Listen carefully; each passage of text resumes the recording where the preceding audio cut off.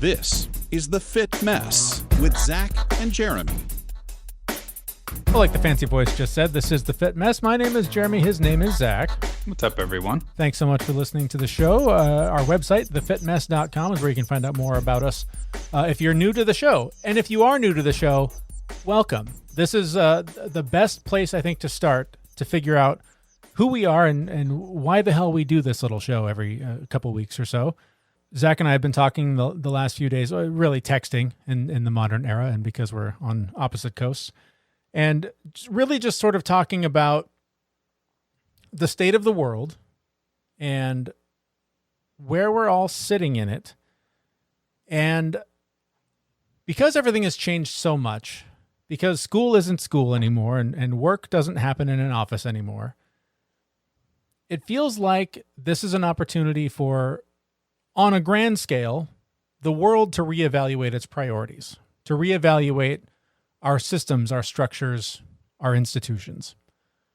On a smaller scale, it's an opportunity for families to evaluate what they want their lives to look like, and down to the individual, what you want out of this life.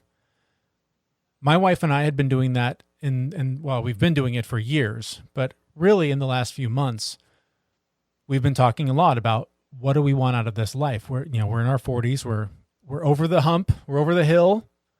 You're old. And trying to figure out what is it going to look like on the way down? What do we want out of the second half? And this COVID lockdown quarantine situation has opened a door to really paving your own way. If you can work from anywhere, if you can go to school from anywhere, why are we carrying this huge mortgage? Why are we carrying this debt that we've had forever when the place that we do everything from could be sold and pay for a simpler, smaller life somewhere else? These are some of the conversations that we're having. There's some instability in my wife's job, and that is putting a spotlight, a white hot spotlight on all of these questions. And so we're diving deep into trying to find those answers, and in doing so, we're sort of taking stock of how we got here, what our background is. And Zach, you and I have been talking for a long time about, just for the sake of this show and the journey that we've been on, particularly in the last few years, sort of revealing more of how we got here and what that struggle is. And I feel like my story sort of picks up as a spin-off to your story. So if you don't mind, I want to kind of start with you and sort of what put you on this path to giving a shit about your health, about your mental well-being, about your quality of life and what you wanted to do. So let's start with you. Let's just make it weird. Let's get vulnerable. Let's talk about you. How did you get to the place where you are, where you're every couple weeks talking into a microphone about the tips and the tools and the tricks that you use to live a better life? Yeah, the story is, so I had to, in preparation for this, I had to write some of it down, and it was really kind of sucked the life out of me as I was typing it out and just thinking about what I was going to say here. But yeah, this show exists because the two of us have struggled through a lot, and I don't want to come off as, somebody who appears to have it all together today. I don't want to come off as the guy who's just kind of been like a spoiled brat his entire life. Like, I dealt with some pretty serious stuff as I grew up, either through decisions that were made by the people who were supposed to be my parents, or decisions that I made. It all kind of starts with the fact that anxiety runs through my family. Mm-hmm. My mom has crippling anxiety to the point where when I was born, I had a heart defect. I had a valve that didn't work right. And there were symptoms. It was hard for me to catch my breath. Just like, drinking milk or eating was really a big struggle for me as a baby. And my mom completely ignored it. There's no problem. This isn't a problem. She, and crippling anxiety to the point where my life was in jeopardy. And my aunt was the one who actually recognized it and took me to the hospital, where they found that I had a heart defect. And How old were you? How old were you at that point? A month. You were a month old. A month old. Holy yeah. Because my mom had to go in for surgery right after I was born. Mm-hmm. And my aunt fortunately got to take care of me for a week while my mom was in the hospital. So had that not happened, I'd probably be dead right now, because my mom's anxiety would have stopped her from taking care of this issue. Yeah. So, that starts the story, like the anxiety running in the family. And I inherited that from my mom. There's all these things we get from our parents, right? Mm-hmm. Some of it's good, some of it's bad. I got that from her. But I lived with my mom until I was 6, and heart was fine. Like, things all worked out. We went and dealt with it. But I lived with her until I was 6, at which point Child Protective Services had to come in and yank me out, just due to the fact that my mom she'd leave for days on end and go out and party and leave my sister and I alone for days. And she was 7. All right. Well, it started happening when I was 4. So she was 7, I was 4. And then, but still, like, you don't leave kids that young. Was that a symptom or an aspect of her anxiety, or was that just rampant irresponsibility? Probably a little bit of both. Okay. Yeah. So I had been stealing food from the grocery store so that my sister and I could eat. When you were 5 or 6 years old? Yeah. Wow. Yeah. And I got caught.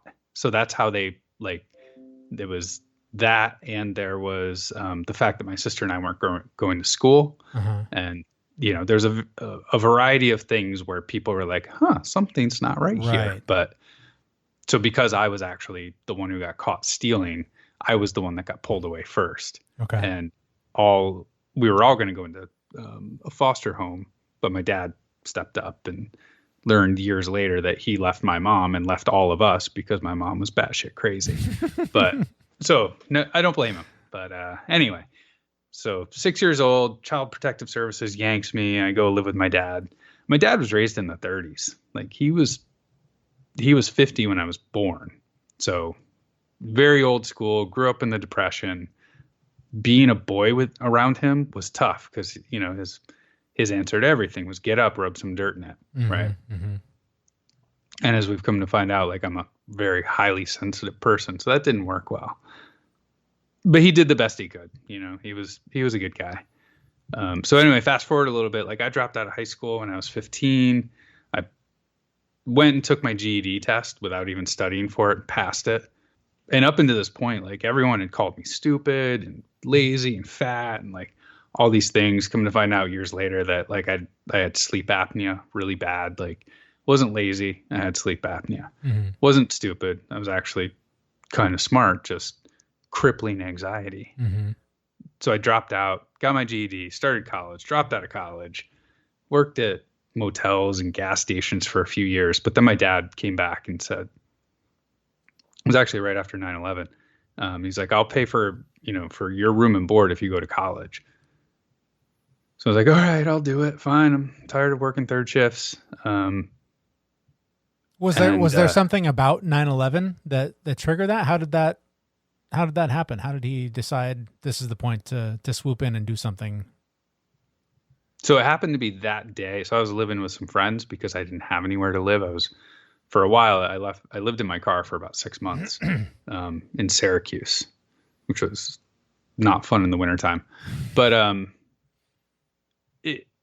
9/11 happened, and I had a falling out with the guy I was living with at that point, and I called him and I was like, I just need help. And he came and got me, and he's like, hey, you can live in the house.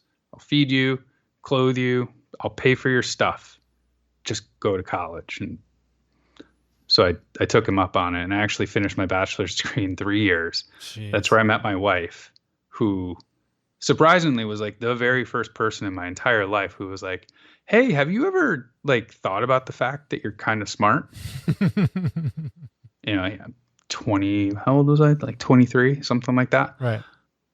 very first person who like encouraged me to like speak and like say my ideas out loud. Right. And which is really interesting. So anyway, I finished my undergrad in 3 years, got my first job, and it's my first corporate gig. And they had a 5K that they ran every summer, and you got to leave work early that day. So I was like, I'm in, I can do that. But I also wanted to be like the social butterfly and like join in. At the time, I was 300 pounds. Like, holy shit. Like 295, something like that. I smoked 2 packs of cigarettes a day. I ate Taco Bell every single day. Like I would stop in on my way home from work. There was this awesome Taco Bell / Long John Silver's. So I could get 2 chalupas and I could get a whole bunch of hush puppies. That was my God. the best.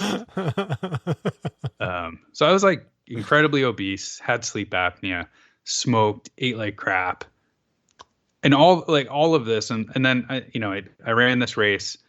At 300 pounds, running. at 300 pounds, smoking and Taco Bell, you ran a 5K. Yeah. So my first job, like my boss, when I went in for the interview, I was like, okay, I'm going to go in for an interview. So I put on a nicotine patch instead of smoking that day, so I wouldn't smell like cigarette smoke. Mm-hmm. And then I got the job, and my first day, and my boss figured out that I smoked, and he was like, if I had known you smoked, I wouldn't have hired you. Wow. And that was like the final straw for me. I was like, all right, nobody else in this office smokes. It's time to ditch these. So I quit. Peer pressure is a hell of a drug. It is. So I ended up quitting, and then the race was 9 months later. So I had never really run in my entire life. And like that first mile took me like 10 tries. It was horrible. But then like, I don't know, 30 pounds fell off. And then I just started running and ended up doing like a half marathon, stuff like that. To today where I'm like a workout junkie, I would say. Mm-hmm. Like I can't survive without it. But right. Yeah. So like my career took off. It was weird. Like I would come home from work and be like, I just got a promotion and they're paying me. And I'd be telling my wife this stuff, and like my anxiety was just so bad. And I had such negative thought processes about myself that I'd be like, I'm making this much money. How is that even possible? Right. Like, do they even know who I am? Right. Like if they knew who I was, they wouldn't do any of this stuff. Fierce like, imposter syndrome. Oh my God. It was so bad. But yeah. And I got to the point where like, it was just a few years ago where I got diagnosed with like crippling anxiety. I thought my anxiety was normal, but like my entire life, I've dealt with all of this stuff with anxiety that's off the charts. And it's, just in the last, 5 to 7 years that I've figured out how to iron it out and work with the anxiety. And here we are doing a show on all of the things that I've learned over this fucked up life. One of the things that's interesting because just revealing the curtain a little bit, we share a document with all of our notes. You didn't even mention that in the process of you did say you lost a ton of weight, but you lost 100 pounds. Yeah. I was almost 300. 100 I'm sitting at like pounds. 200 now. Damn. That is huge. But was that your goal, or did your lifestyle just shifted and your body adapted? Yeah, it was never a goal to like lose weight. It just happened. Wow. That's so cool. You definitely don't paint a rosy picture of your childhood, but there's conversations we've had about the kinds of things that you did have to eat when you weren't stealing from the grocery store. I don't know if you want to get into that. You mean the raw hamburger? The raw hamburger. Yes. It was, I just want to acknowledge that we are two relatively, middle-class white dudes with all the privilege that comes along with that. But within that, there is struggle, and it's all relative. And there are things that we will never suffer that people of other backgrounds and other ethnicities and things, we will never have to struggle like them. But struggle is relative, and it's real for everyone. And when I think about my upbringing and the struggles I went through, for the longest time, people would say things to me like, how you survived is is amazing. Like you should celebrate that you survived it. Yep. But my upbringing was fucking paradise compared to what you described. So it's always interesting to me how, whether it's cultural or what, I don't know where the need to compare ourselves to others comes from. But it's always interesting to me that no matter how much I compare myself to others and wish, I had it as good as them, someone else went through or is currently going through something far worse every time. Like I don't care how bad it is, like until you're dead. Mm-hmm. Someone has it worse. Always. I don't know how low on the chain you have to get to be like this one this is the person on the planet that there's nobody they can look to and go, oh, that poor bastard. Like there's somebody who has it worst, but we'll never know who they're. But that struggle is real. No matter what your struggle is, your struggle might be so much better than what you've already heard, but it's as real as what you went through. Mm-hmm. It's all personal, right? There's always somebody who had it worse. I say a lot at work that there's always somebody better who could do the job, right? There's always someone better. Mm-hmm. And I usually am referring to myself, right? And like, hey, we're all doing the best job that we can. It's usually when somebody is a little down on themselves for like making a mistake or something like that. Like, hey, listen, there's always someone who can do the job better, but you're here now. And it's the same the other way. There's always somebody who had it worse because my life sucked, but there's somebody's who their life sucked worse. Yeah. Right. And down the chain. And then you add like all of history into it. Right. And that bottom peg is, I don't even want to think about that. I keep hearing the comparisons between the current mask controversy. No government's going to tell me to wear a mask or whatever because of the COVID situation. But when you compare it to what like people went through during World War II or 100 years ago when this happened last time, we have it so good. Like before all this came along, all any of us wanted to do was sit on the couch and watch Netflix. And the minute someone said, hey, sit on your couch and watch Netflix for the next 6 weeks, everyone went, fuck that, man. You can't tell me what to do. Yeah. It's just, we're such a strange animal. I don't understand us. We are. So that's the path that you've been on. And like I said, I think that my life in some ways is a spinoff of yours when I think of it in this context. I grew up in a relatively middle-class family. I had a dad who learned growing up that the way to contribute to the family is to work. And so that's where he put his efforts, was work. And so he was gone a lot, working late a lot, and then, out with his buddies afterward to blow off some steam a lot. So dad wasn't necessarily around much. Like you, I was a smart kid. Somebody at some point, I remember being in like the Good Readers Club or whatever it was called. I remember being pulled aside at one point and being like, hey, kid, you read good. You should come to this other thing. And I remember that feeling cool. Like I got to bail on the class with all the dummies and go over to the special group where we got to read and stuff because we were cool and smart and knew stuff. And around that time, shortly after, my parents split up. And I know that's a point in my life where things sort of went off the rails because I all my life have dealt with depression, anxiety issues. I think a lot of them come from growing up in a house where alcohol was a big thing. So as my parents split, that I think amplified the anxiety. And back then we didn't know what that was. We didn't, kids didn't have anxiety. That wasn't a thing. So that it just created a spiral that eventually, like you, led to me dropping out of high school, partially because the girl that I was into also dropped out of high school. And that seemed like a cool thing to do, is to drop out of high school and hang out with my girlfriend. Hey, that makes sense. So that ended well, as you can tell.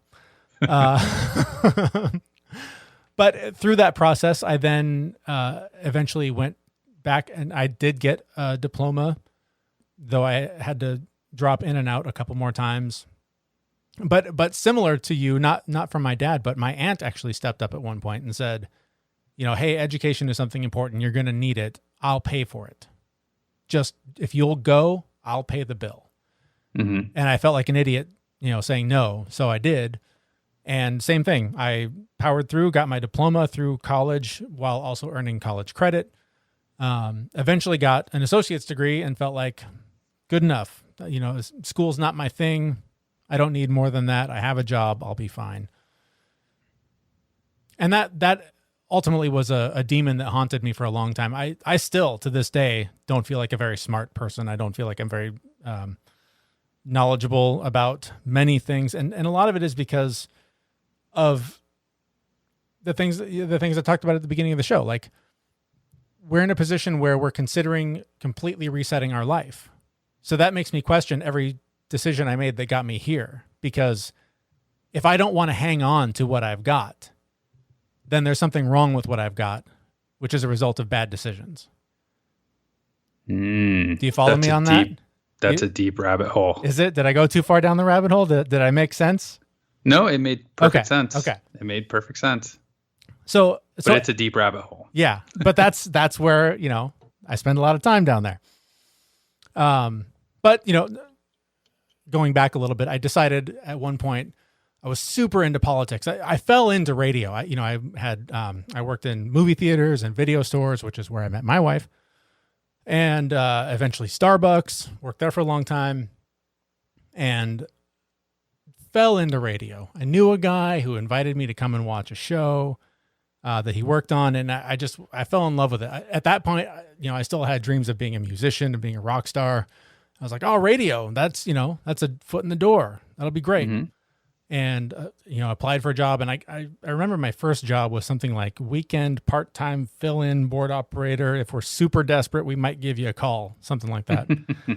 And sounds reliable. Yeah, exactly. But it was the kind of thing where it turned out they needed me on weekends and overnight and part-time and when they got super desperate. And when I was there, rather than just, pushing the button that I had to push every 20 minutes, I would spend time in between learning how to edit audio, how to write, how to do all these things. Mostly because I was bored. It was like, if I can learn a different skill, maybe I can get a different job. And within a few months, I worked my way up and got different promotions and ended up producing different shows. And now, as it turns out, I've been in radio for 21 years or something like that. Long ass time. During that lifetime, I had what I describe as a complicated relationship with booze. I don't think I was ever an alcoholic. I don't think I was ever an addict of any kind. Drugs were never really my thing, but I enjoyed a beer or nine often. And, that leads to some other poor decisions about, the food that you're eating with that beer, because you're probably at a place where, it's not the highest quality nutrition that they're serving with their, 47 IPAs that are on tap. And, exercise was never my thing. I was never like a fitness guy. It wasn't, I wasn't striving to get into any gyms or anything. So, I also was, I didn't get quite to 300 pounds. I got close, but the roller coaster has gone up and down most of my life. And it was about, I think you might remember better than me. I think it was 4 years ago. We went camping for Memorial Day weekend. And sounds about right. I think I was probably at the heaviest I've ever been. And I remember I was doing a different podcast around that time. Maybe it had ended shortly before. I don't remember. But I remember saying on that show that I basically had given up.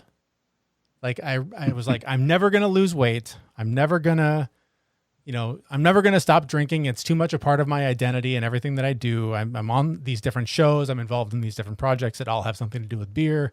This is who I am. I'm the big fat beer drinking dude. That's my life. And I resigned myself to it. But around that time I got into a bike crash and broke a collarbone, a couple ribs, and it wasn't necessarily like an aha moment or an epiphany, but it became one because in the course of rehabbing from the injury, I ended up doing physical therapy. And that ended up leading to just doing more exercise. And it's so funny how fuzzy it is to me now, but I just know that in the course of recovering from that, I don't know that I felt like, oh man, it was a near-death experience and man, I got to turn things around. I don't think it was that black and white, but I started to feel better because I was moving more and taking a little bit better care of myself because I was trying to heal. And so through doing, acupuncture probably a couple times a week and massage and physical therapy, all of a sudden I was taking care of me and started to value me more. Mm. And I think that's where, we had been friends for quite a while at that point, but I remember one morning waking up at our campsites on Orcas Island, sitting at the fire pit at your campground and talking about the success you'd had using the keto diet and how you dropped a ton of weight really quickly. Yep. And I was like, oh yeah, I remember I did the Atkins diet. Same thing. Weight fell off. I didn't have to do, all I ate was chicken. And man, the weight just flew off. Something about that conversation clicked, whether it was, Orcas Island, let's just explain, is a place of magic. There's just something about that place that you can't go there and come back the same. It's an amazing place. But something about that conversation made me go, well, shit, I can try that. I'm doing this other stuff. Why not? Mm-hmm. And I remember thinking like, oh, I'm not going to go full keto. That's crazy. I'm a vegetarian. How am I going to do that? That's ridiculous. You can't protein up on vegetarian. You can only eat so much tofu. But I remember thinking, I'll start by cutting my carbs. I'll limit it to 100 grams a day. That's it. And that literally skyrocketed to every other thing I've done since then, because I think it was the same thing. I think I dropped like 30 or 40 pounds very quickly. Mm-hmm. I got really serious about keto, and then I started learning about intermittent fasting, and I started learning. I think we'd interviewed Shaun T. I think we started doing this show because we were having these kinds of conversations about, hey, what's working, what's not? How, did you try this? Have you read this book? Yep. And did the Shaun T workout, and between working out every day, fasting every day, and not eating shit, I felt great. Mm-hmm. Like all of a sudden my brain, like there was no more fog. There was like indecision wasn't as big of a thing. Depression would vanish much more quickly than it had in the past. Everything was just working the way I felt like my body was always supposed to. I don't remember at what point, I do remember what happened after I finished Shaun T's workout. It was the first video workout program I'd ever completed. Mm-hmm. I remember that. And I remember this sense of, well, shit, what do I do now? Mm-hmm. And I have this weird thing, even doing this show, I have this weird thing where maybe it's just being creative. I don't know. I'm going to try and explain it. It's really weird, but until everything sort of mentally clicks and I can see the path, I can't take a step. And maybe that's an anxiety thing. Maybe it's a creativity thing. I don't know what it is, but that's perfectionism. Maybe it is perfectionism, but there are things that literally I don't know where to begin until I see a path or I see the context of the thing. So when we interviewed Shaun T, I had this context of that was an amazing experience to talk to somebody like that. He has this thing that's really cool. I can get on. I get the steps. Do this every single day, really easy. But once it was over, it was up to me to go, here's what's next. Mm-hmm. Try that. Go for a run every day. Build your own plan, whatever the thing was. But I couldn't. I couldn't make the Tetris puzzle come together. And so rather than even going like, oh, well, I'll just start that program over, I felt like, well, I've done that. I don't need to see that movie again. And so that became kind of a spiral of, well, I don't know what to do anymore. And everything came apart. I stopped sticking to my diet routine, stopped the fasting, I stopped all the things I was doing. And ever since then, I've sort of been struggling to put those pieces back together to feel that same drive, I guess, that same sense that everything's working the way it's supposed to. And, there have been struggles and just life things that have come up along the way since then that coronavirus that are always setbacks. Coronavirus, of course. you had a taste. You're trying to get back. And it's frustrating because you had the taste. Exactly. And so along the way, one of the things I did a couple of years ago during the middle of all this, I don't remember where I picked it up, but at some point I picked up the idea of just say yes. Whenever there's an opportunity, a question, a possibility, just say yes to it. Open up to it and just welcome it and do whatever it is. And I ended up getting invited on this weekend retreat. It was for a program, I guess, for lack of a better word, called Radical Aliveness, which is sort of like group therapy, I guess, like an alternative group therapy with a lot of physical expression. The idea is that there's your energy, your trauma, all of your stuff takes the form of energy that you carry with you in your body. And so they teach you ways to move your body or to express yourself, to break that up and to release it. And it was one of the most profound experiences I've ever had in my life. It was like 3 days. They flew me down to Malibu. I stayed in this just amazing resort. It was incredible. That's right. You had to buy skinny jeans for that, didn't you? I didn't have to, but I needed to buy some clothes because it was going to be on TV. It was going to be it was going to be like a reality show. So I had to go like buy stuff to not look like the homeless schlub that I usually look like. And, but you were able to fit into skinny jeans. I still do. The same ones, by the way, because I don't buy new clothes. And but over the course of that weekend, one of the things we did was we did this holotropic breath work, which is, I guess the best way to describe it is as close to doing like mushrooms or psychedelics without actually doing drugs. It's using a breathing technique to elicit basically a high, and depending on your point of view, experiencing alternate realities or hallucinations, however you choose to perceive them. I did all that in high school. I'm just kidding. Many people did. But so the weird thing was I came back from that experience with this almost manic high that I've since been chasing after. I came home with this sense of there's nothing I can't do. I'm the person I was always meant to be.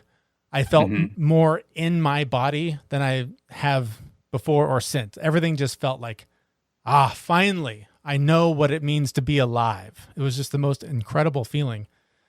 But after a few weeks, it faded away, and it has since become this dragon that I'm chasing.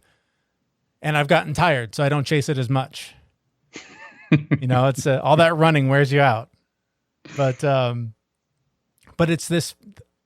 It has created this anchor for me of that's how I'm supposed to feel, which then messes with my sense of being in the now, being in the moment, accepting all of that when I know there's a better feeling. Mm-hmm. So again, I don't want to get too far in my weird rabbit hole, but so I wrestle between be present, be now, be accepting, but you can feel like that. Go find ways to feel like that. That's the way you want to live your life. Mm-hmm. So under that umbrella, we find ourselves here in the middle of a pandemic, in a quarantine, locked down, and trying to come to terms, at least for me, maybe I don't want to speak for you, I'm trying to come to terms with who I am and how I now want to spend the second half of my life when I don't know what next month is going to look like in the world. I don't know. I mean, you never really know, right? But we've always had this framework of go to work, pay your bills, retire, die, whatever. Now, I don't know if I'm ever going to have to go back to my office. I don't know if my kids are ever going to see the inside of a classroom again. Right. And so it just has me and our family going, how do we make the most of this? How do we make sure that, starting today, the rest of our life is exactly what we want it to be instead of paying for the mistakes that we've made in the first half. Mm. And so that's where we are now. Well, I will say that you're always going to pay for your mistakes as long as you move forward, avoiding future mistakes. So just keep that in mind. Yes. And those past mistakes, as it turns out, were very expensive. They always are. They always are. Always. Yeah. And I think, one of the main points in telling our background is really just to kind of point out the fact that we are here. We are acknowledging that the future looks kind of interesting and we don't know where it's going, but both of us at several points in our lives, we're in similar situations where we just had no idea where our life was going, and we had to pick a direction and go that way. Fortunately, we made some better choices the older we got. Thought I knew everything at 20. Apparently, I only knew 50% of everything. Tell me if this is the case for you, though. Like I feel like a lot of times we talk about decisions and choices we made about the path that we go on. I don't remember making a lot of choices as much as adapting to reality. I mean, I made a choice about the way I was going to eat after talking to you. I mean, that was a clear choice that I made. But a lot of the mistakes, particularly financial, that I'm now paying for, were never like, oh man, I'm going on a bender to Mexico for a month and I'm just going to spend everything. I never made dumb choices. It was more responding to emergencies, responding to things that needed to be dealt with. I feel like a lot of my life has been reaction rather than action. Reaction and immediate gratification, right? Yes. Your decisions they don't feel like decisions, or they don't feel like choices if you're just going to go eat a burger and fry, right? There's nothing behind that except the dopamine rush. Right. If you're going to go eat healthy, you're eating healthy for a long-term effect, and you're making a choice to be healthy. Right. Does that make sense? Yes. When I was watching a movie with my kids last night after a very stressful day and eating tons and tons of candy, that was not a long-term thoughtful choice. That was, this sucks. I'm going to stress eat the shit out of this. Exactly. So a lot of the choices that we make or that we regret, for me anyway, were choices that were made in the moment, that were made without guidance from other people, were made with nothing but the next day in front of me, right? I honestly never thought I'd live past 20 to begin with. So like, I think I'm doing okay, but yeah, not bad if that was the bar. Doubled. Again, old. When you're making a thoughtful choice that you have vetted with other people that is in the best interest of you for the long term, right? Those are the choices that you remember. It's the choices that you didn't do any of those things that you just at a moment's notice went, I'm going to eat that burger and fry, or I'm going to smoke that cigarette, or I'm going to do X, Y, and Z. That when you continually make those choices and you don't realize you're making choices, add up to just issues later on in life. So yeah, financial, health ones, like mental health choices, right? Avoiding, I would have died because my mom avoided the fact that I had a problem. Yep. Right. Yep. She made a choice, but in those senses, like, it doesn't feel like a choice. It's just something you did in the moment. Yeah, absolutely. So, for me anyway. All right. So that's our story. That's who we are. That's how we got to wherever it is that we are now. So you might be wondering, aside from belly aching and whining about our childhoods, what's the point of this show? What's the point of this episode? What am I supposed to take away from it other than, I guess I know a little bit more about you guys now? Yeah. So the point of the show is really about how everyone listening can take small steps to make their life better. Right. And we really wanted to share our story to let everyone know that we've taken those small steps. We've come from a really dark place in many instances and actually taken those small steps, fought through the fit mess. The name of this show is very personal for me because it was messy.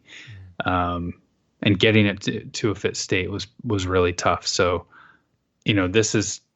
we're not on here just rambling about here's the latest trend, here's the coolest thing, here's an expert who can talk about this. We've actually lived through this. We've done what we're talking about, and we've gotten ourselves to a point where we're okay with who we are. 10 years ago, that was not the case. But and I'll add, I'm more okay with myself now than I was a year ago. But I mean, my path is far from its end. And I don't mean that in some like I've got some great goal I'm trying to achieve. It just means that I don't know what I don't know. And I'm trying to keep myself open to whatever it is I'm supposed to learn here, or that I'm going to learn, whatever way of life you subscribe to. I'm still here, so there's still some point in continuing. And so I'm going to keep working on myself, because I think that's the best gift I can give to my family, is the healthier I am and the better a person I am, the better husband and father I'm going to be for them. And don't get me wrong, I'm a shit show. Like I still have a lot of growing to do and a lot of work to do. But compared to where I was when I started this for real, like 4 years ago, I mean, I've come a long way. And so, I don't often give myself credit for the work that I've done and the success that I've had. And even as I'm saying this now, I'm sort of realizing that for the first time. But I think that it's important to remember that while we offer tips and advice and glimpses at things that we've done, I don't know that it's ever perfect. I don't know that you're ever going to find a place in your life. Maybe people have, I don't know. Maybe people get to a point where they're like just perfectly satisfied with everything life has to offer for good and bad. I'm not. I'd be really bored at that point though. Yeah. Like that, this is what keeps me going is getting better, growing, changing the process and making things better. We talked about it earlier. There's always something you can make better. Yep. Always. And someone's always got it worse. So exactly. The only person to compare yourself to is yourself and your own path and your own journey. I think, I don't know. I guess I hope that's the takeaway, is that wherever you are in your journey, just starting 20 years ahead of us, way more mentally, physically fit than us, or worse, whatever. I remember early on, I think you said it, Zach. I think you said it to the listener. Wherever you are in this struggle, you're perfect right where you are. I have a hard time remembering that for myself. But I think it's true. I think that absolutely is true, is that wherever you are is perfect, because if it wasn't, you wouldn't be there. Yep. The choices you make moving forward determine the comparison that I hope will be made against yourself, and the next step you take from there. Did that make well sense? Said. Am I rambling again? Am I getting down a weird rabbit hole again? No. Well said. All right. Well, you hit on the comparison thing. I like that. The only person you can compare yourself with is yourself. And for me, I like to look back and say, I'm better than I was a year ago. Mm-hmm. Yeah. Right? Yeah. That's all we can do. Absolutely. Well, have we blabbed on long enough? Sure. All right. We could go for hours. Yeah. We've got content for years worth of shows on this topic. We've got so much complaining and whining to do. You have no idea. Well, with that, we'll wrap up this episode. It's not often that we know exactly what we're going to be talking about on the next show or who our guest is going to be. But in this case, we do know. I'm really excited. We're going to be talking to Gary John Bishop. If you haven't read his book, Unfuck Yourself, it's fantastic. He has a new book that is available very soon, I believe Tuesday, depending on what day you're listening to this show. But he will be on our next episode, and I'm very excited to talk to him. A lot of great advice and a terrific new book that we'll be talking all about. So that'll be available on our feed. So if you subscribe, good for you. You'll hear it. If you don't, head on over to Apple Podcasts or whatever device you use to get your podcast and subscribe. Again, our website is thefitmess.com, and we would love your feedback about this episode, any episode, your struggle, what rang true for you, what resonated with you, what sounds like something you went through, or, tell us to blow it out our ass, whatever you want to do. Our email, info@thefitmess.com, or through any of our social media channels. We're always on there and ready to hear from you. Thanks so much for listening to this. I hope that this has provided some insight into who we are and why we do this show and what motivates us to keep coming back every couple weeks to do it. Again, we'd love to hear from you however you see fit. And until then, we will see you next time at thefitmess.com. See you, everyone. We know this podcast is amazing and does not seem to lack anything, but we do need a legal disclaimer. Jeremy and Zach are not doctors. They do not play them on the internet, and even if they did play them on the internet, they would be really bad at it. Please consult your physician prior to implementing any changes that you heard on this podcast. The listener assumes that Jeremy and Zach do not know what they are talking about and that you will do your own research on the topics talked about on this podcast.